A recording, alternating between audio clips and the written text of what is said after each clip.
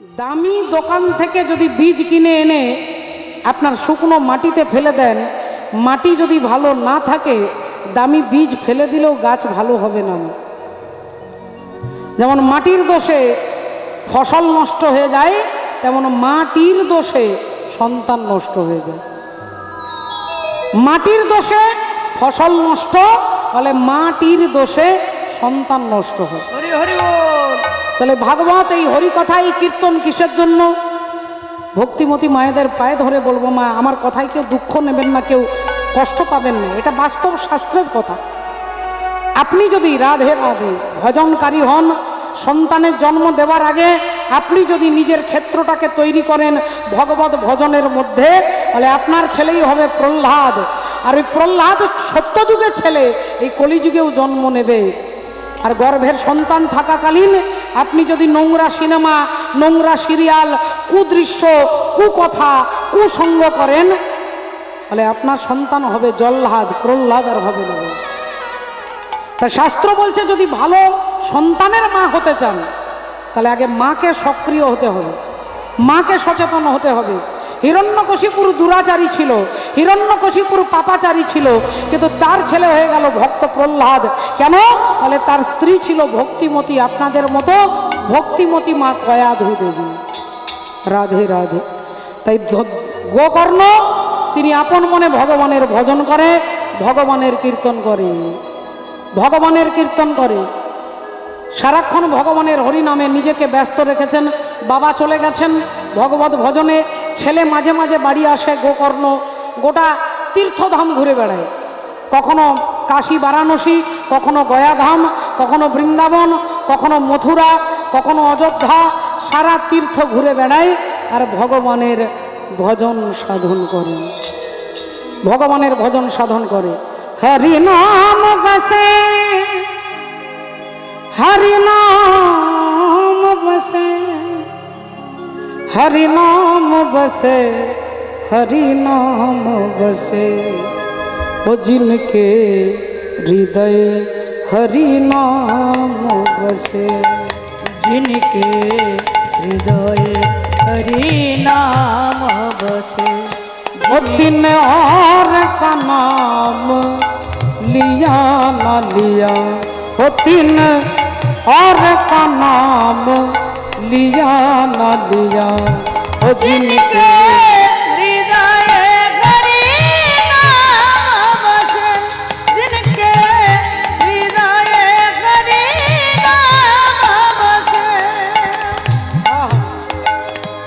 जिन सेवा करी परमारथ की, जिन सेवा करी, वो जिन सेवा करी परमारथ की, तिन कूप का नीर पिया न पिया, वो तिन कूप का नीर पिया न पिया, ओ जिनके हृदय हरि नाम बसे, जिनके हृदय हरि नाम बसे। जिन सेवा करी मात पिता की,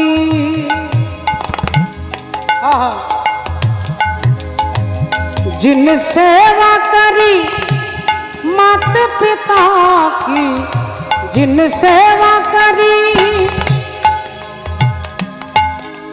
वो जिन सेवा करी मात पिता की, तिन तीरथ व्रत किया न किया, हो तिन तीरथ व्रत किया न किया, वो जिनके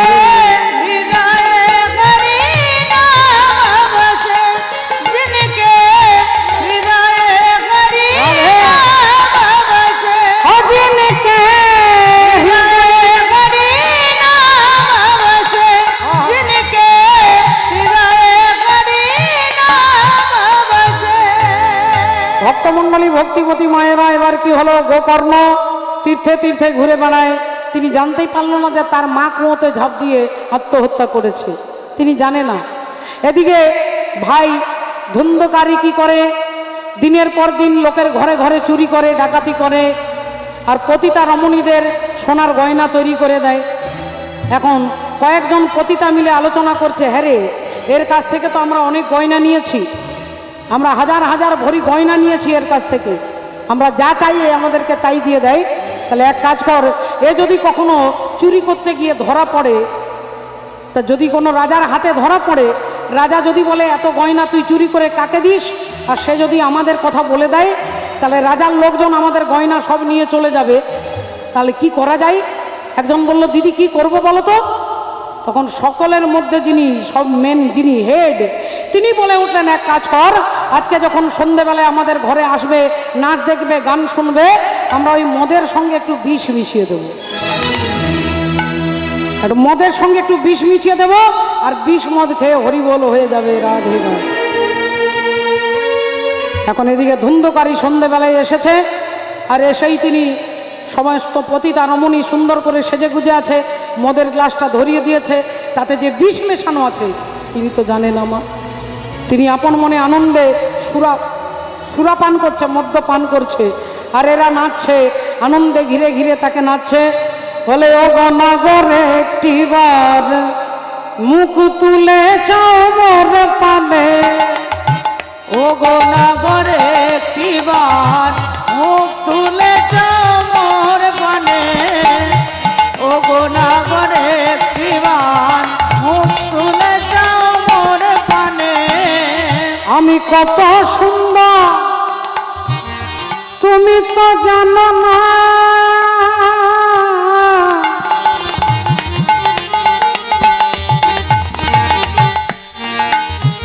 আমি কত সুন্দর তুমি তো জানো না,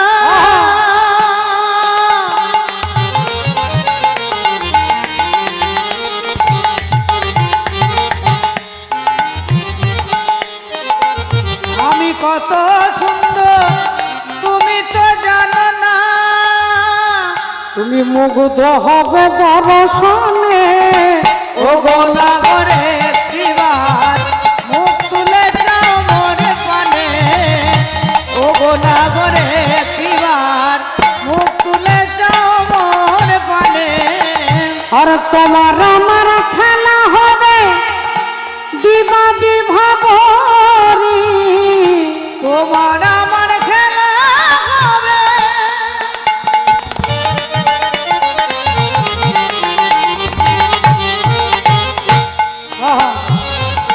তোমার আমার খেলা হবে দিবা বিভাবরী, আর দেহ তোমার শীতল হবে, দেহ তোমার শীতল হবে, ও গো দেহ তোমার শীতল হবে, দেহ তোমার শীতল হবে, মদের নেশায় যাবে ভরি, ও গো নগরে একটিবার মুখ তুলে যাও মোর পানে, ও গো নগরে একটিবার মুখ তুলে যাও মোর পানে, ও গো নগরে একটিবার মুখ তুলে যাও মোর পানে।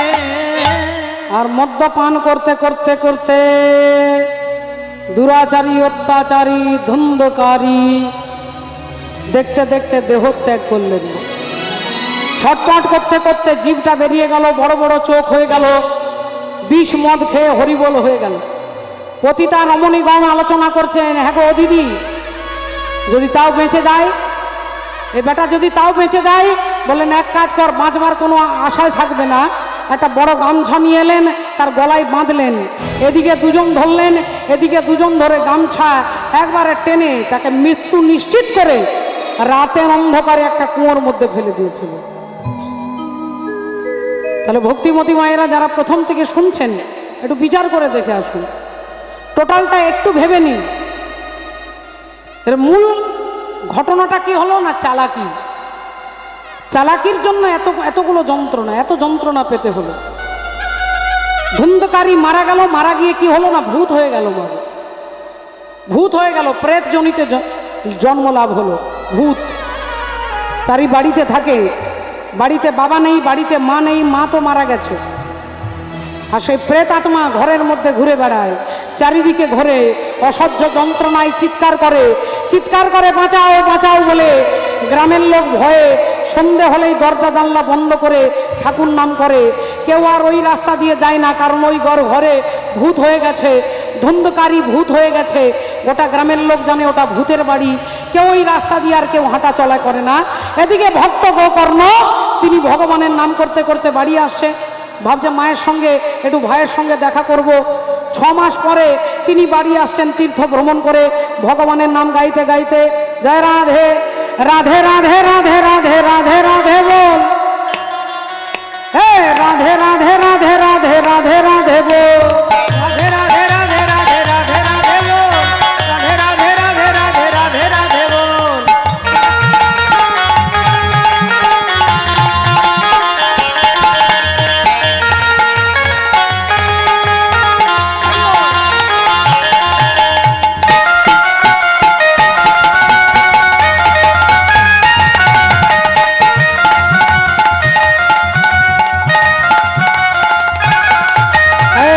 কারণ মোর বন নাচিতে মুরারি, রাধা কারণ মোর মন নাচিতে মুরারি, রাধা কারণ মোর বন নাচিতে মুরারি, রাধা কারণ মোর মন নাচিতে মুরারি।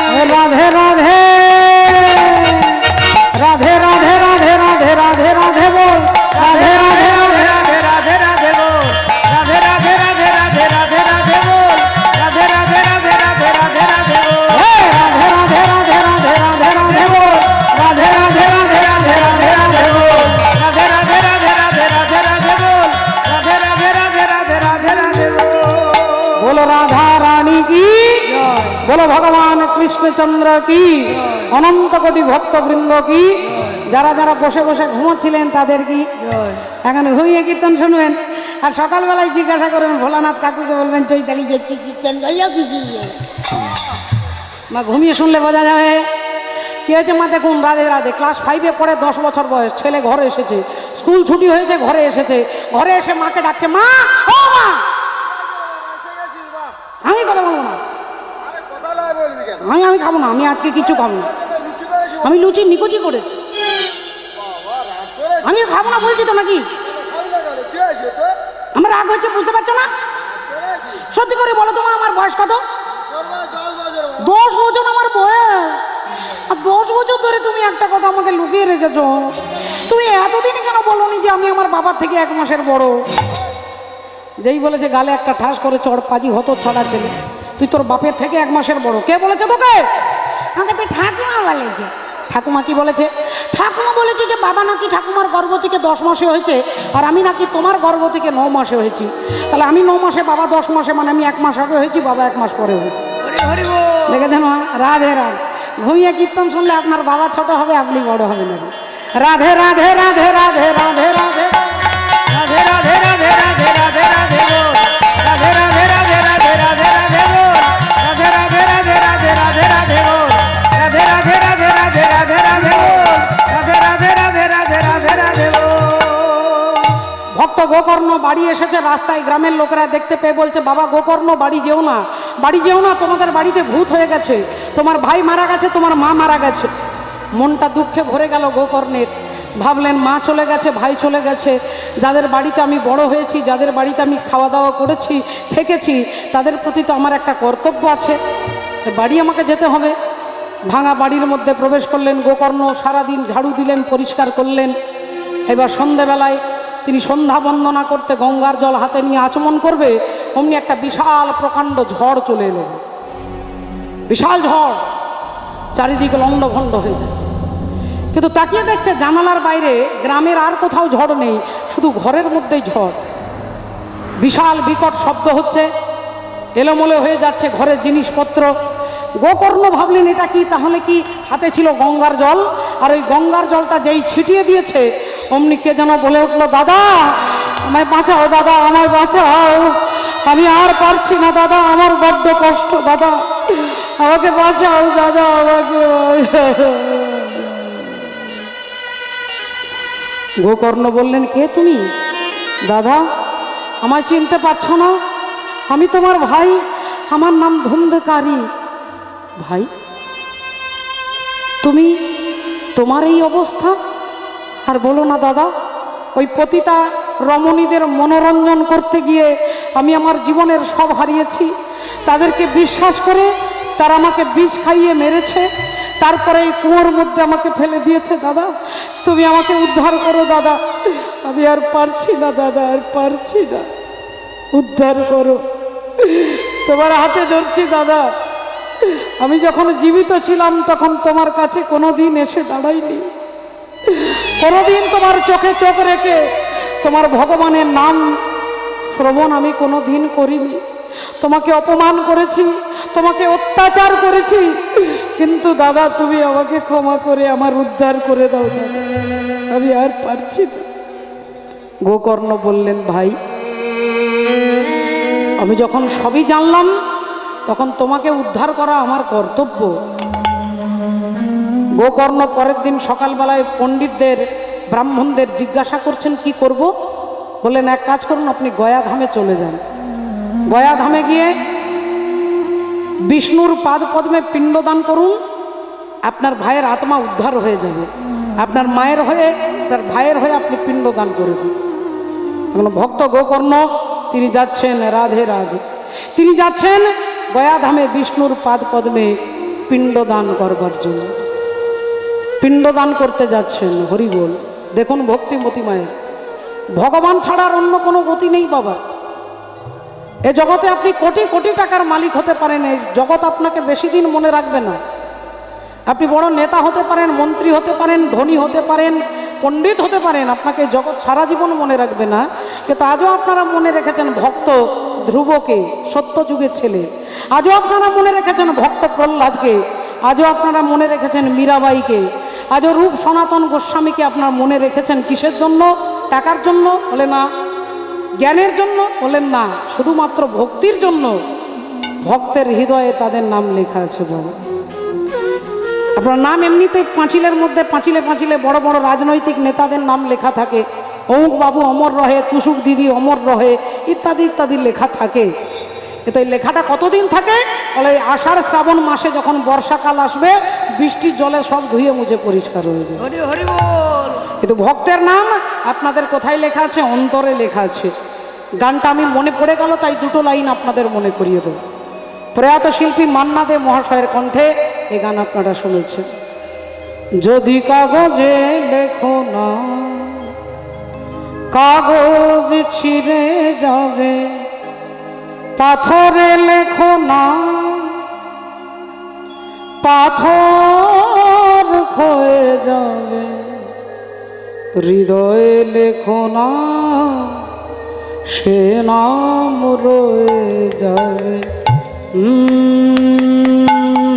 যদি কাগজে লেখো না, কাগজ ছিঁড়ে যাবে, পাথরে লেখো না, পাথর ক্ষয়ে যাবে, হৃদয়ে লেখো না, সে নাম রয়ে যাবে।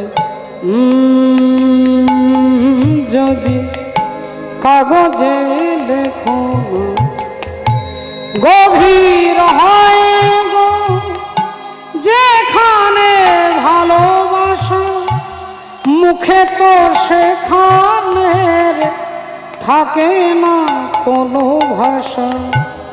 গভীর হয় গো যেখানে ভালোবাসা, মুখে তো সেখানে থাকে না কোনো ভাষা। চোখেরও আড়ালে মাটির নিচে ওই ফলগু চিরদিনই নীরবে বয়ে যাবে, হৃদয়ে লেখো না, সে নাম রয়ে যাবে। যদি কাগজে লেখো না।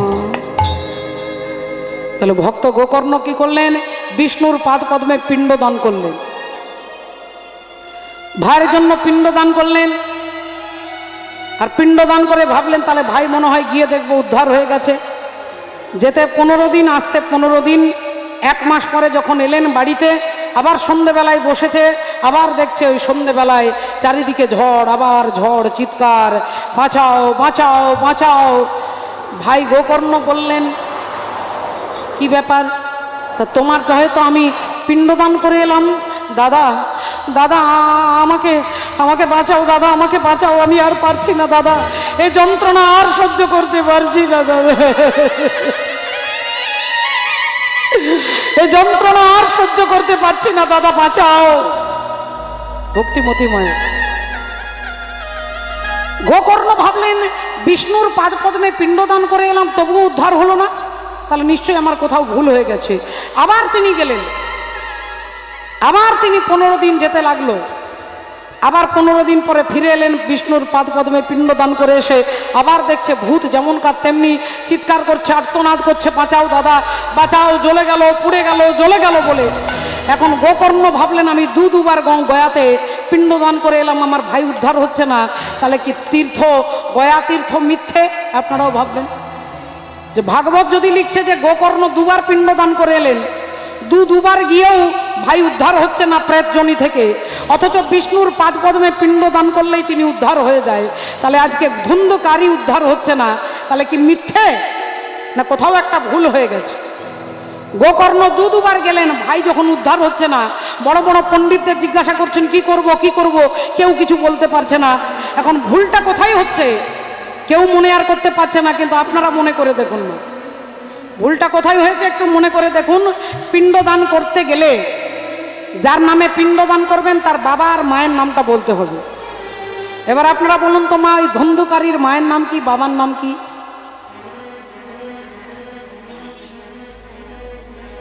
তার বাবার নাম আত্মদেব ব্রাহ্মণ? সত্যি করে ভেবে বলুন।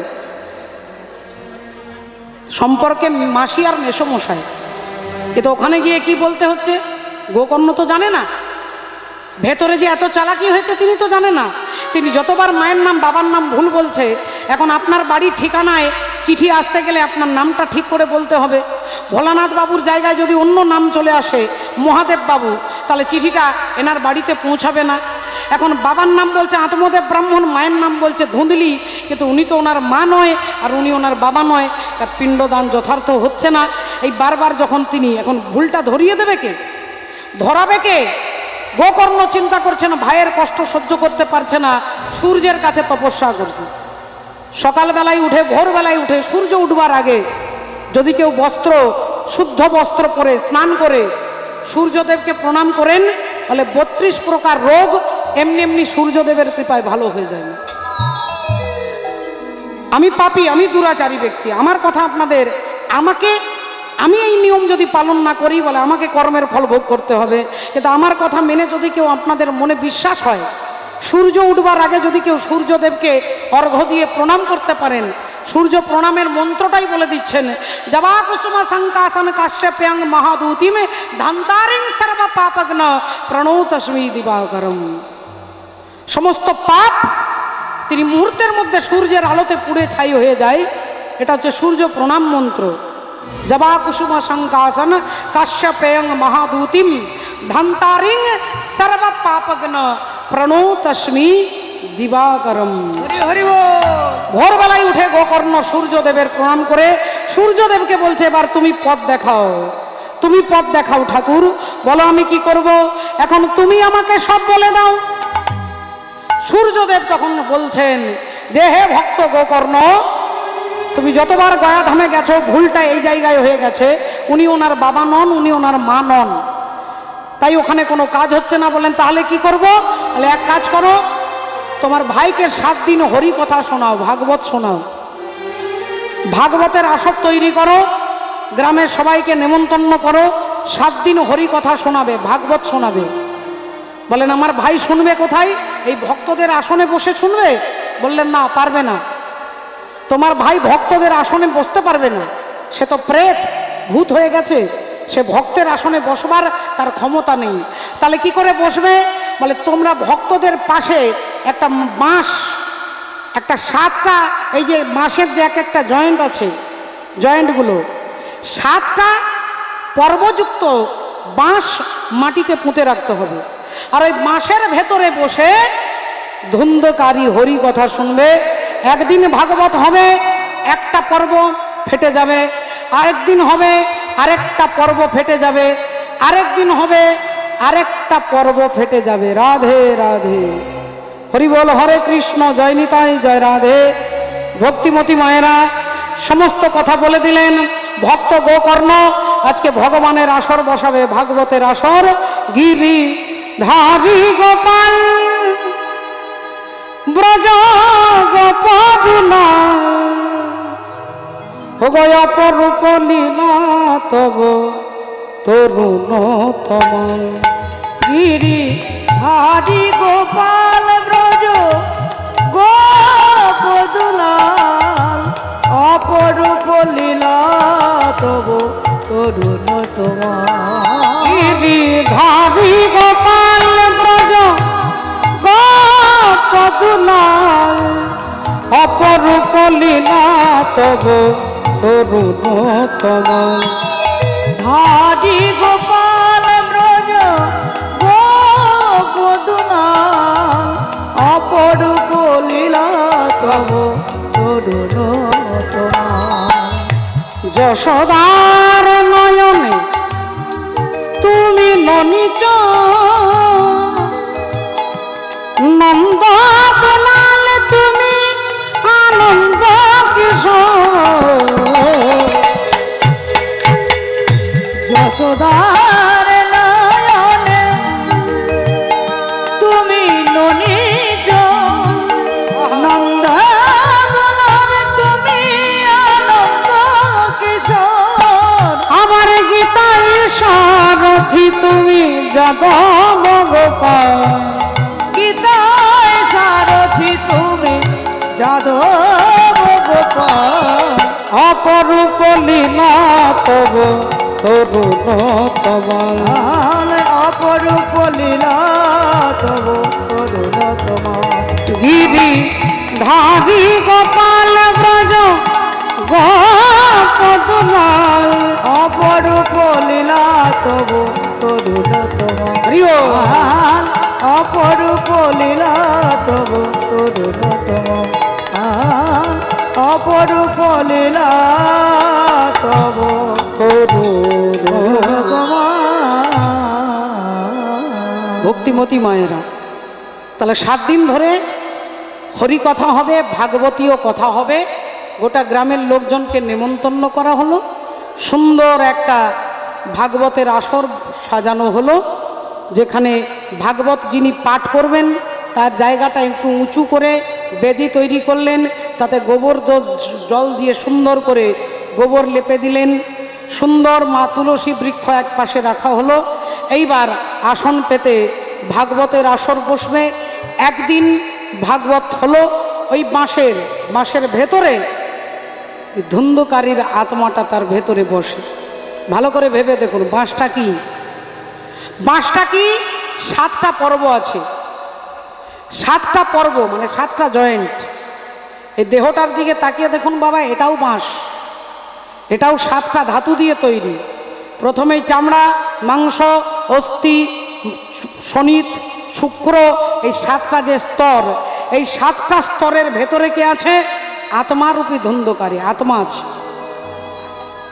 আত্মা, এটা দেহটাই হচ্ছে বাঁশ। রাধে রাধে।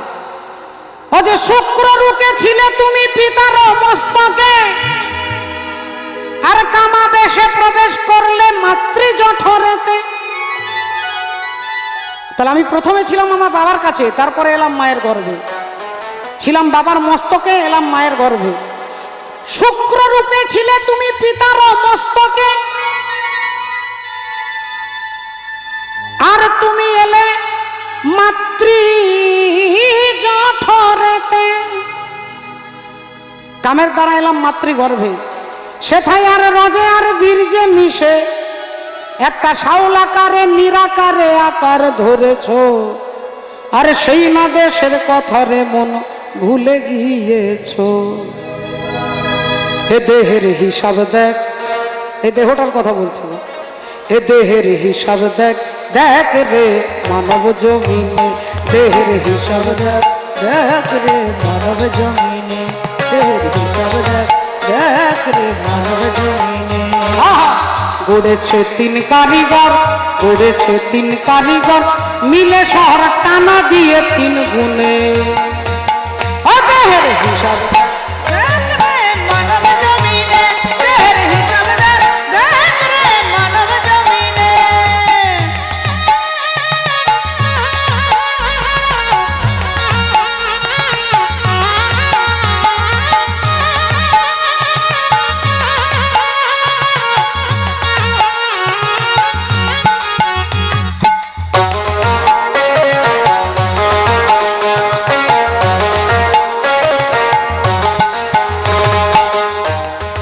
কি বলছে এই দেহটা?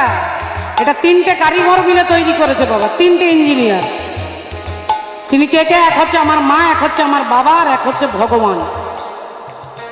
ভগবানের কৃপা না থাকলে, শুধু পিতা মাতার দ্বারা আমার জন্ম হতে পারত না বাবা। এরকম অনেক স্বামী স্ত্রী আছে যারা সন্তানের মুখ দেখতে পাচ্ছে না। তাহলে ওপরওয়ালার যদি না কৃপা থাকে এ দেহটা আসবে না বাবা। রাধে রাধে। তাহলে এর একটা হিসাব আছে। হিসাব কি না? মায়ের দেহে আছে 4, মায়ের কাছ থেকে আমি 4 পেয়েছি, বাবার কাছ থেকে আমি 4 পেয়েছি। কত হলো? 8। আর ভগবানের কাছ থেকে 10, কত হবে? 18। তাহলে এই দেহটা হচ্ছে 18টা মোকাম দিয়ে তৈরি হয়েছে।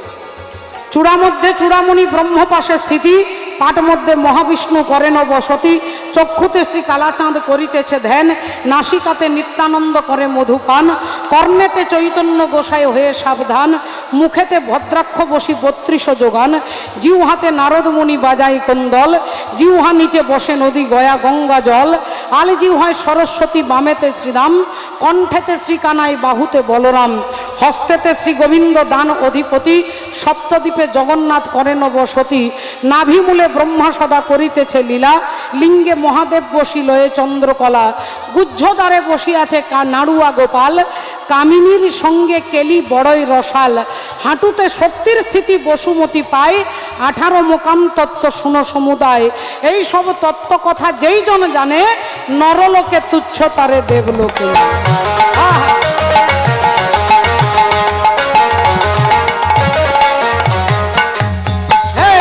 গড়েছে তিন কারিগর, গড়েছে তিন কারিগর, মিলে শহর টানা দিয়ে তিন গুণে। দেহের হিসাব দেখ দেখ রে মানব জমিনে, দেহের হিসাব দেখ দেখ রে মানব জমিনে।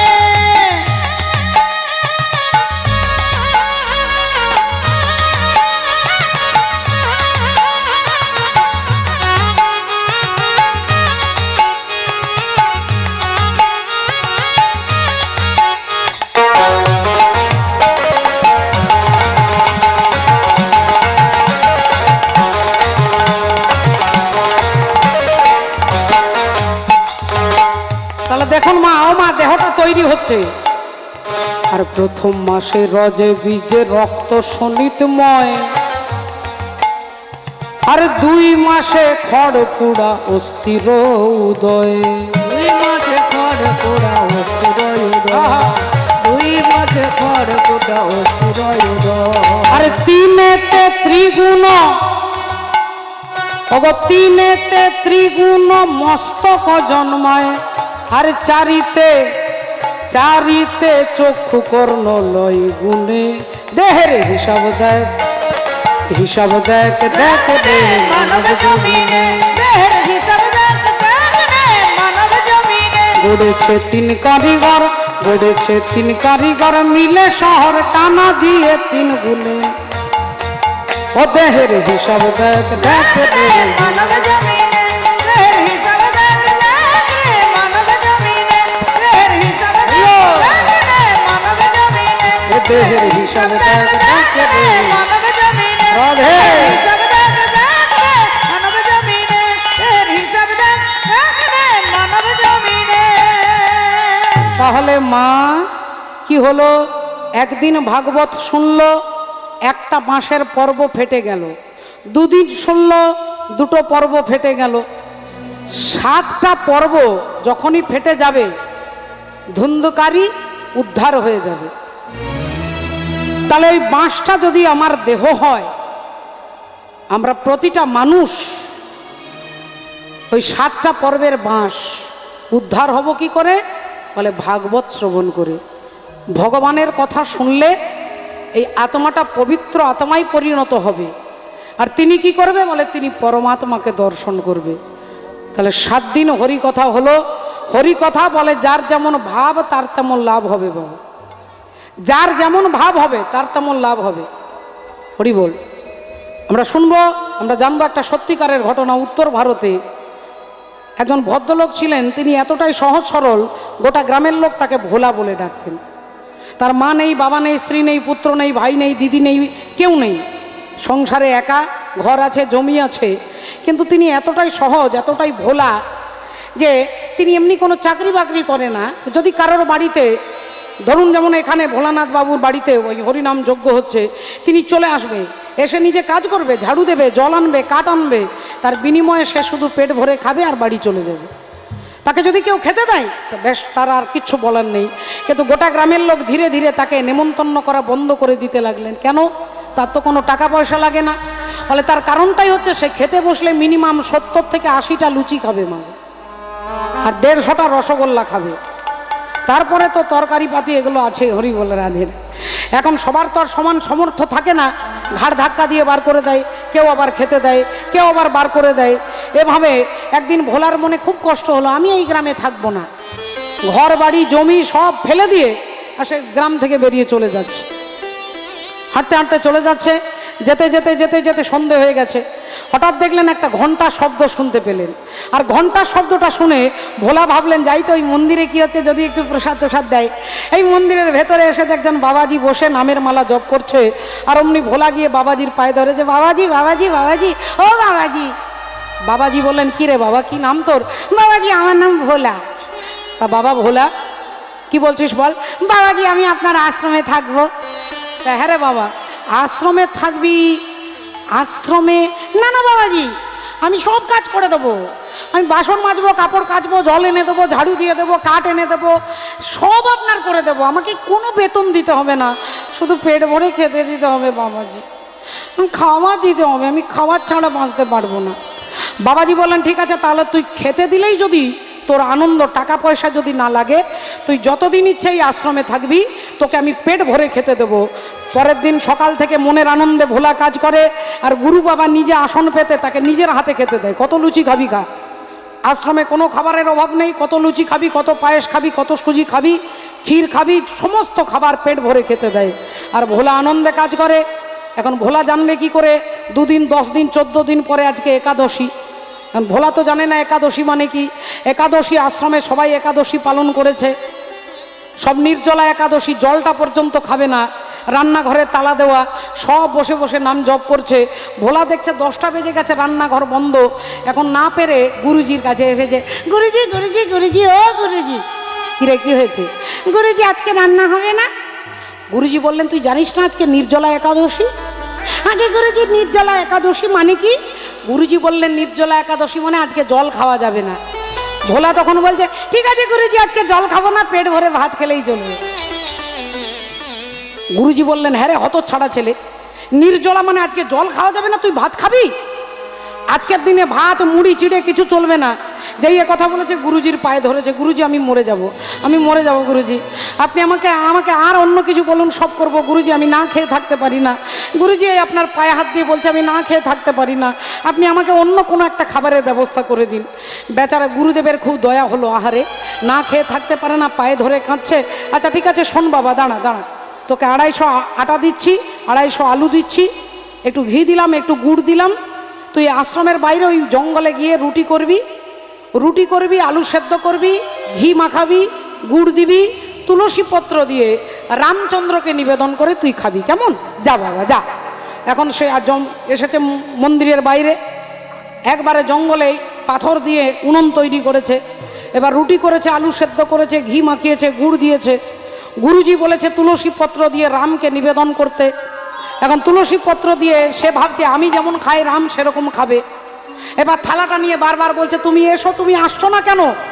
আরে কি মুশকিল, গুরুজি তোমাকে দিতে বলেছে, তুমি না খেলে তো আমাকে দেবে না, তুমি এসো না। পাতাটা হাতে নিয়ে চিৎকার করছে, রাজা রাম আইয়ে सीता राम आइए मेरे भोजन का भोग लगाई। राजा राम आइए सीता राम आइए मेरे भोजन का भोग लगाइए। राजा राम आइए सीता राम आइए मेरे भोजन का भोग लगाइए। राजा राम आइए सीता राम आइए मेरे भोजन का भोग लगाइए। राजा राम आइए सीता राम आइए मेरे भोजन का भोग लगाइए। কেঁদে কেঁদে একবারে চিৎকার করে কাঁদা শুরু করেছে, টপ টপ করে জল পড়ছে আর বলছে তোমার খিদে পাচ্ছে না বলে কি আমারও খিদে পাচ্ছে না? আরে তুমি না এলে তো গুরুজি রেগে যাবে, আসছো না কেন? এইবার হাউ হাউ করে কাঁদছে যখন 40 মিনিট পরে ভগবান রামচন্দ্র সীতা দেবীকে নিয়ে চলে এসেছেন। আর দুজনে যখন স্বামী স্ত্রী দাঁড়িয়েছেন, ভোলা বলল কি ব্যাপার, তোমাকে একা ডেকেছি, তুমি তোমার বউকে এনেছো কেন? এই কটা রুটি তিনজনে মিলে ভাগ করলে পেট ভরবে, হ্যাঁ? তোমার বউকে এনেছো কেন? দেখতেই ভাল লাগে না, তুমি কোনো কথা বুঝতে দাও না। আবার একটু পরে মাথা ঠান্ডা হয়ে গেছে, এই তুমি কিছু মনে করো না, তুমি না কি সুন্দর দেখতে, তোমার কি সুন্দর চোখগুলো। আচ্ছা ঠিক আছে, তুমি যখন এবারে ভুল করে নিয়ে এসেছো, কিন্তু পরের বারে কাউকে আনবে না, তুমি একলা আসবে। কিন্তু আজকে তিনজনে মিলে রুটি সেবা করেছে, ভগবান চলে গেছে, ভোলাও চলে এসেছে। আবার আশ্রমে এসে ঠিক 14 দিন পরে আবার একাদশী, আবার গুরুজির কাছে দাঁড়িয়ে যে গুরুজি ও গুরুজি ও গুরুজি। গুরুজি বললেন কি রে, কি হয়েছে? গুরুজি আজকে একাদশী। ও তোকে আটা দিতে হবে না? আচ্ছা কত আটা লাগবে বল, তাড়াতাড়ি বল, তাড়াতাড়ি বল, আমার আরেকজন শিষ্য এনে দেবে, বল। গুরুজি আগের বারে যা দিয়েছিলেন এবারে একটু বেশি বলবো না, রাগ করবেন না, বেশি বলবো না, আগের বারে 250 দিয়েছিলেন, এবারে 3.5 কেজি দিলেই চলবে। গুরু বললেন 250 থেকে 3.5 কেজি হয়ে, আগে গুরুজি কুলোচ্ছে না তো, হচ্ছে না তো, পেট ভরছে না তো। না তোর সঙ্গে আর বকতে পারবো না, এই একে 3.5 কেজি আটা দিয়ে দে, 2.5 কেজি আলু দিয়ে দে। আবার রুটি করেছে, আবার আলু সেদ্ধ করেছে, আবার রামচন্দ্রকে ডাকছে, রাজা রাম আইয়ে सीता राम आइए मेरे भोजन का भोग लगाइए। राजा राम आइए सीता राम आइए मेरे भोजन का भोग लगाइए। राजा राम आइए सीता राम आइए मेरे भोजन का भोग लगाइए। এইবার আবার 30 মিনিট পরে ভগবান রামচন্দ্র সীতা দেবী সঙ্গে হনুমানকে নিয়ে চলে এসেছে। ভোলা বলল কি ব্যাপার, তোমার এক একজন ক্যান্ডিডেট বেড়ে যাচ্ছে বারবার, তা তুমি কি আমার ভাষা বুঝতে পারছো না? আরে এই কটা রুটি 4 জন মিলে খেলে পেট ভরবে? ও রাগ করে তোমাকে। আবার বলছে এই তুমি হাসলে না কি ভালো লাগে। আচ্ছা ঠিক আছে, তুমি মনে হয় 15 দিনে ভুলে গেছো না? আচ্ছা ঠিক আছে, এবার এনেছো, এবার আমি কিন্তু দিচ্ছি, কিন্তু পরের বারে কাউকে আনবে না। আবার 4 জন মিলে সেবা করেছে, আবার 3 জন চলে গেছে, ভোলা এদিকে চলে এসেছে। দেখতে দেখতে আবার পরের একাদশী, আবার গুরুজির কাছে গেছে, গুরুজি ও গুরুজি। গুরুজি একটা নখের সঙ্গে আরেকটা নখকে ঘষছে আর বলছে গুরুজি। গুরুজি বলছে বলতে হবে না, বুঝতে পেরে গেছি, আটা দিতে হবে। কত দিতে হবে বল, কত দিতে হবে? গুরুজি রেগে রেগে বলবেন না, বেশি চাইবো না, 7.5 কেজি দিলেই হবে। বলেন এই তুই একাদশী করছিস না আটা ধসি করছিস রে? আটার পরিমাণ দিন দিন বেড়ে যাচ্ছে। গুরুজি কুলোচ্ছে না তো, হচ্ছে না তো। মুশকিল, আমার মেজাজ খারাপ করে দেবে। এই 7.5 কেজি আটা দিয়ে দে, 5 কেজি আলু দিয়ে দে। এনে আবার রুটি করেছে, আবার আলু সেদ্ধ করেছে, আবার রামচন্দ্রকে ডাকছে। আবার যেই ডেকেছেন ভগবান রামচন্দ্র, সীতা দেবী, হনুমান সঙ্গে লক্ষণকে নিয়ে চলে এসেছে। ভোলা বললেন আচ্ছা তুমি আমাকে খুব বোকা ভেবেছো, তুমি ভেবেছো আমি কিছুই বুঝি না, কিছুই করি না। আজকে আমি কিচ্ছু বলবো না, পরের একাদশীতে তোমার মজা দেখাবো। আজকে সবাই মিলে সেবা করে চলে গেছে, ভোলাও এসে গেছে। ঠিক তার পরের একাদশী গুরুজির কাছে দাঁড়িয়েছে। গুরুজি একটু গম্ভীর স্বরে বললেন, হ্যাঁ বল কি হয়েছে বল। আগে গুরুজি আটা লাগবে। হ্যাঁ কত লাগবে? আগে গুরুজি এত রাগ করবেন না, বেশি চাইবো না, আজকে 11 কেজি দিলেই হবে। গুরুজি বললেন তোর পেট না চৌবাচ্চা, বলতো 11 কেজির আটা? আগে হ্যাঁ গুরুজি, হচ্ছে না তো। গুরুজিও মনে মনে চ্যালেঞ্জ করেছে যে আজকে আমি তোকে দেখবো 11 কেজি আটার রুটি তুই কেমন করে খাস। আর 11 কেজি আটার রুটি করাও এত সোজা নয়, কি করে করিস আমি দেখবো। 11 কেজি আটা দিয়েছে, 7 কেজি আলু দিয়েছে। আজকে ভোলা আটা এনেছে, আলু রেখেছে, রুটিও করেনি, আলু সেদ্ধও করেনি, সব পাতাতে রেখে দিয়ে রামচন্দ্রকে ডাকছে, শ্রীরাম जानकी बैठे हैं मेरे सीने में, जानकी बैठे मेरे सीने में, राम जानकी बैठे मेरे सीने में। देख लो मेरे दिल के नगीने में, देख लो मेरे दिल के नगीने में, राम जानकी बैठे मेरे सीने में, राम जानकी बैठे मेरे सीने में।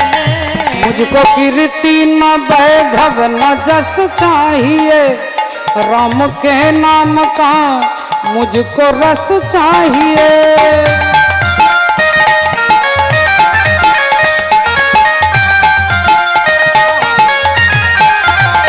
मुझको कीर्ति न वैभव न जस चाहिए, राम के नाम का मुझको रस चाहिए। सुख मिले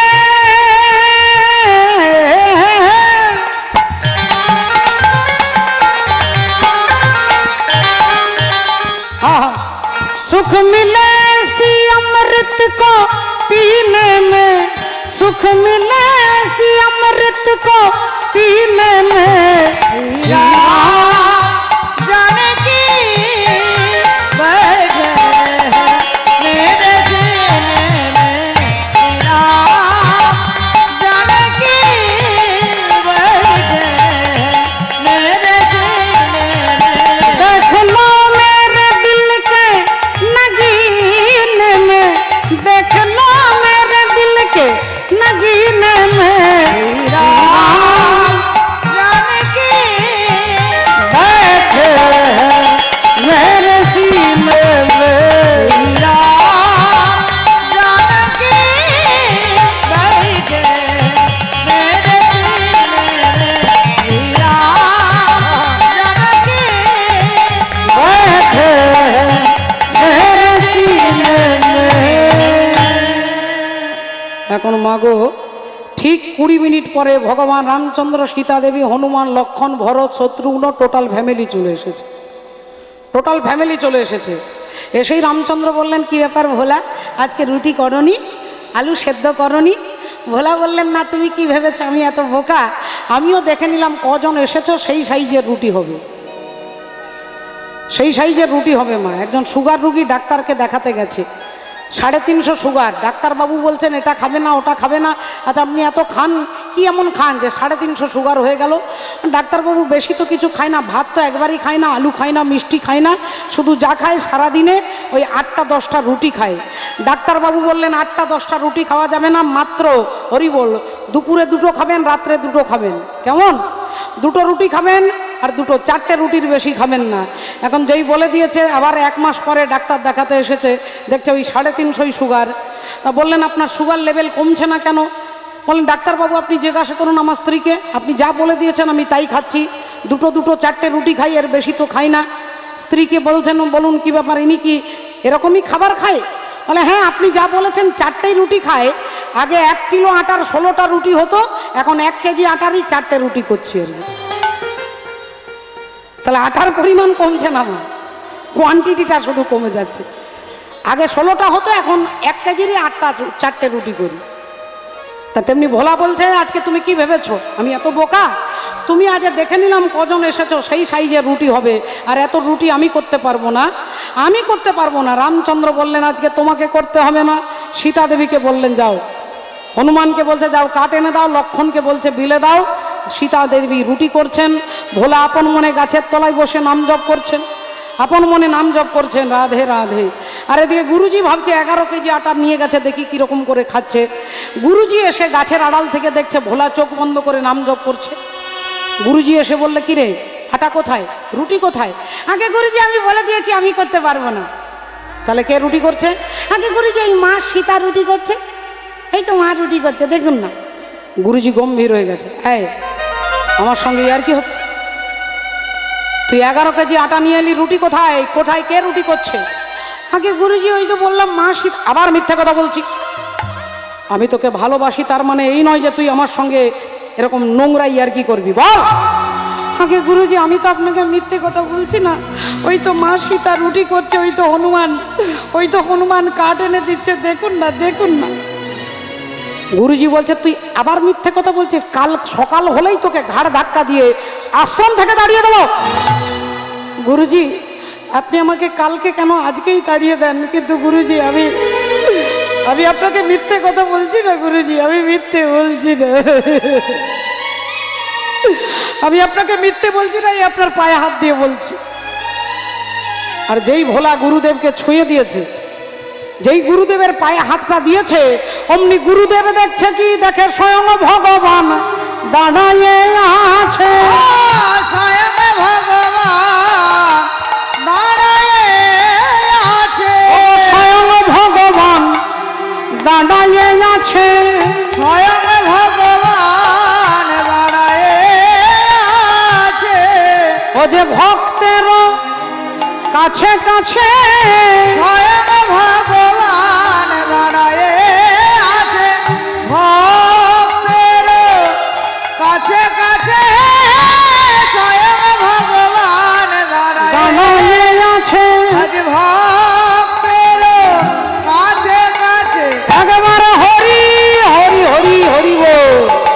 আজ ভক্তের হৃদয় মন্দিরে আলো করে, ভক্তকে কৃপা করবে বলে হৃদয় মন্দির আলো করে, ভক্তকে কৃপা করবে বলে হৃদয় মন্দিরে আলো করে, স্বয়ং ভগবান দাঁড়ায়ে আছে। তাহলে বাবা দেখুন, যেই ভোলা ছুঁয়ে দিল অমনি গুরুদেব ভগবানকে দর্শন করছে।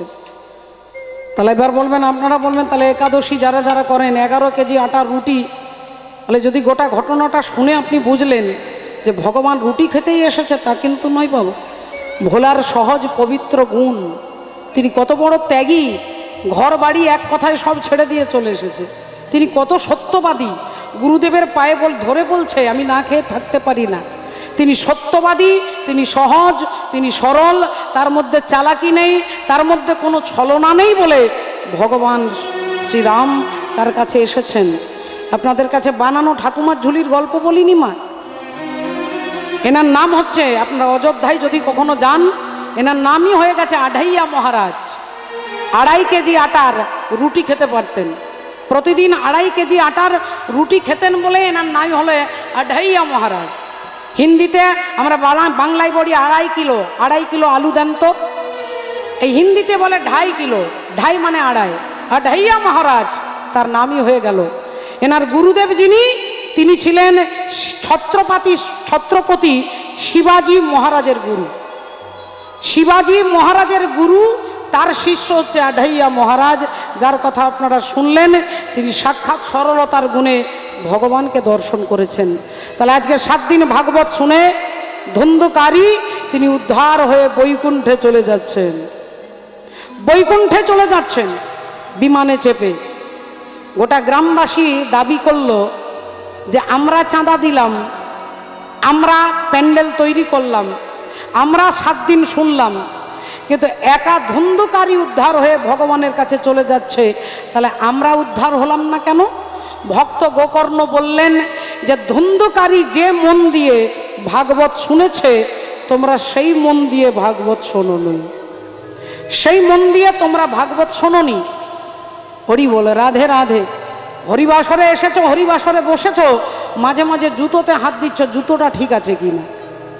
এই যে মন চঞ্চল, মাঝে মাঝে ঘরে ঠিক তালা চাবি দিয়েছি তো, নাতিটা আছে পড়ে যাচ্ছে না তো, ছেলে এলো, ছেলেকে খাবার দেবার, ছেলে আবার মাথা গরম করবে, এই যে মনটা কখনো সংসার কখনো ভাগবতে, এই কারণের জন্য তোমাদের জন্য বিমান পুষ্পরথ এসে বৈকুণ্ঠে নিয়ে যায়নি। কিন্তু ধুন্ধুকারী এক মনে নিশ্চল চিত্তে তিনি ভগবত কথা শুনেছেন, তাই তিনি উদ্ধার হয়ে গেলেন। গ্রামবাসীরা বললেন ঠিক আছে, আমরা পরের মাসে আবার 7 দিন ভাগবত করাবো, আমরা একাগ্র চিত্তে ভক্তি সহকারে ভাগবত শুনব। আবার ঠিক পরে সুন্দর করে হরিবাসর সাজানো হলো। আবার 7 দিন ভাগবত শুনে যারা সহজ সরল বিশ্বাসে হরিকথা, আজকের ভাগবতীয় কথা, আজকের পালা যারা বিশ্বাস সহকারে শুনেছেন, অন্তিমকালে আপনারাও কিন্তু ভগবত চরণ পাবেন। তবে সবটাই বিশ্বাস, আমি আপনাদের যুক্তি দিয়ে আপনাদের দেখিয়ে দিতে পারবো না, কিন্তু যদি কেউ সরল মনে বিশ্বাস করে থাকেন যে হরি কথা শুনলে অন্তিমকালে বৈকুণ্ঠে যাওয়া যায়, তাই গোটা গ্রামবাসীর অনেক ভক্ত ভগবত চরণ পেয়ে গেলেন। গোকর্ণ মনে মনে চিন্তা করলো, তাহলে আমি তো ভাগবত পাঠ করলাম, আমি তো ভগবানের দেখা পেলাম না, আমি তো ভগবানকে পেলাম না। যখন তিনি দাঁড়িয়ে দাঁড়িয়ে কাঁদছেন, তখন দেবর্ষি নারদ এসে দাঁড়িয়েছে, নারায়ণ নারায়ণ না। গোকর্ণ বললেন, তাহলে আমি কি ভগবানকে পাবো না? আমি কি বৈকুণ্ঠে যেতে পারবো না? আমার জন্য কি বিমান আসবে না, রথ আসবে না? নারদ মুনি বললেন, না, তোমার জন্য রথ আসবে না, তোমার জন্য বিমান আসবে না। কেন? আমি কি এত মহাপাপী? নারদ মুনি বললেন, না, তুমি একবার পিছন ফিরে তাকিয়ে দেখো। আর যেই গোকর্ণ পিছন ফিরে তাকিয়ে দেখছে, দেখে স্বয়ং ভগবান দাঁড়াইয়ে আছে, স্বয়ং ভগবান দাঁড়ায়ে আছে, স্বয়ং ভগবান দাঁড়াইয়ে আছে, স্বয়ং ভগবান দাঁড়ায়ে আছে। সে তো থাকে ভক্তের কাছে কাছে, স্বয়ং ভগবান দাঁড়ায়ে আছে, থাকে ভক্তের কাছে কাছে, স্বয়ং ভগবান দাঁড়ায়ে আছে। ভগবান পিছন থেকে বললেন, গোকর্ণ, তোমার জন্য আমি এসেছি, আমি তোমাকে হাতে ধরে আমার ধামে নিয়ে যাব। তাই ভগবানের সঙ্গে গোকর্ণ ভগবত ধামে যাচ্ছেন। মা, আজকে রাধে রাধে ভক্ত ভগবানের মিলন আমরা দেখলাম, আমরা শুনলাম। পরবর্তী কীর্তনীয় শ্রদ্ধেয় দাদা দেবনারায়ণ পাল মহাশয়, তিনি আপনাদের কাছে হরি কথা সাধন করবেন। আজকে একবার সবাই মিলে আমরা হাত তুলে বলবো, হরে কৃষ্ণ হরে কৃষ্ণ, হরে কৃষ্ণ, হরে কৃষ্ণ, কৃষ্ণ কৃষ্ণ, কৃষ্ণ কৃষ্ণ, হরে হরে, হরে হরে, হরে রাম, হরে রাম, হরে রাম, হরে রাম, রাম রাম, রাম রাম, হরে হরে, হরে হরে। ওগো ভক্ত আর ভগবানের মিলন হইল, ভক্ত আর ভগবানের মিলন হইল, ভক্ত আর ভগবানের মিলন হইল, ভক্ত আর ভগবানের মিলন হইল। প্রেমানন্দে বাহু তুলে হরি হরি বল, প্রেমানন্দে বাহু তুলে হরি হরি বলো, সবে মিলে জয় গাও বলো হরি হরি, সবে মিলে জয় গাও বলো হরি হরি। হরি নামের প্রভাবে ভব সিন্ধু যাবে তরি, ও হরি নামের প্রভাবে, হরি নামের প্রভাবে ভব সিন্ধু যাবে তরি। ও জয় রাধে রাধা, গোবিন্দ জয়, রাধে রাধা গোবিন্দ জয়, রাধে রাধা গোবিন্দ জয়, জয় রাধে জয় রাধে, জয় রাধে জয় রাধে, জয় রাধে জয় রাধে, জয় রাধে রাধে শ্যাম। চরণ ধরিতে দিও গো আমারে, নিও না নিও না সরায়ে, জীবন মরণ সুখ দুঃখ দিয়ে পক্ষে ধরিব জড়ায়ে, চরণ ধরিতে স্খলিত শিথিল কামনার বহিয়া বহিয়া ফিরি কতয়া, নিজ হাতে তুমি গেছে নিও, দিও না আমারে ছড়ায়ে, চরণ हरि हरि बोल, हरे कृष्ण, जय। अच्छा, भगवान की जय। करेगा भगवान। हरि हाँ हाँ हाँ नाम राख। सरेगा भगवान का पा करेगा मगरेगा गा गा। सरेगा पा करे सनी रे सनी। सनी रे म पा धा पा मगरे सनी रे सा। है आँखों जो शाम का दर्शन किया करे। है आँखों जो शाम का दर्शन किया करे। है शीश जो प्रभु चरण में वंदन किया करे। बेकार वो मुख है जो रहे व्यर्थ बातों में। मुख वो है जो हरि नाम का सुमिरन किया करे।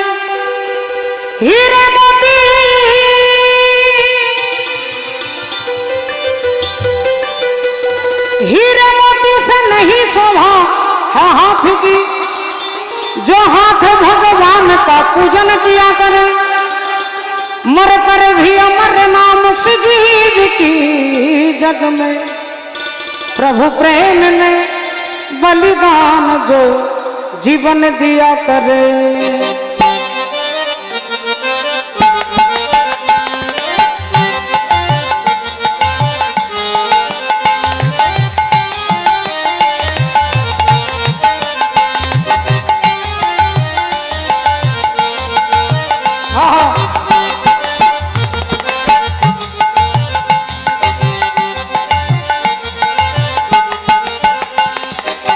लज्जत गम बढ़ा दीजिए।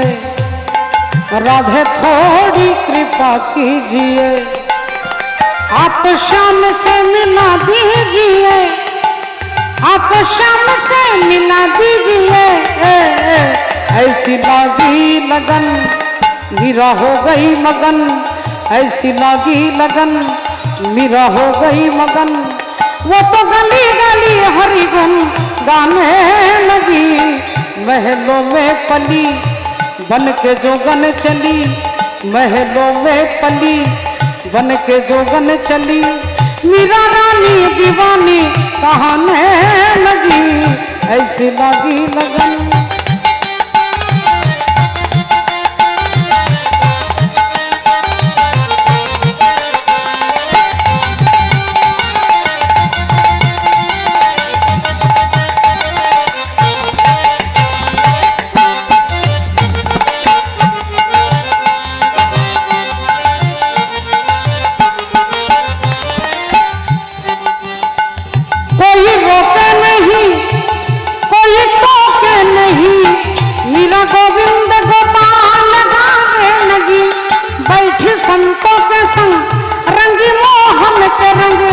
मीरा प्रेमी प्रीतम को मनाने लगी। वो तो गली गली हरि गुण गाने लगी। ऐसी लगी लगन मीरा हो गई मगन। वो तो गली गली हरि गली गुण गाने लगी। महलों में पली बन के जोगन चली।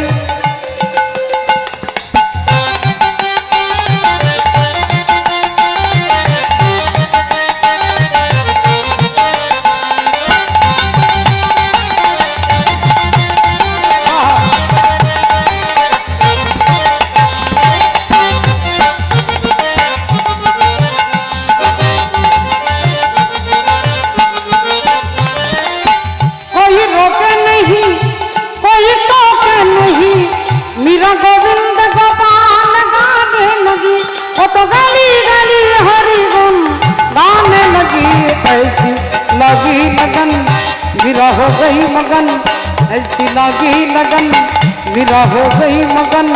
ऐसी लगी लगन मेरा हो गई।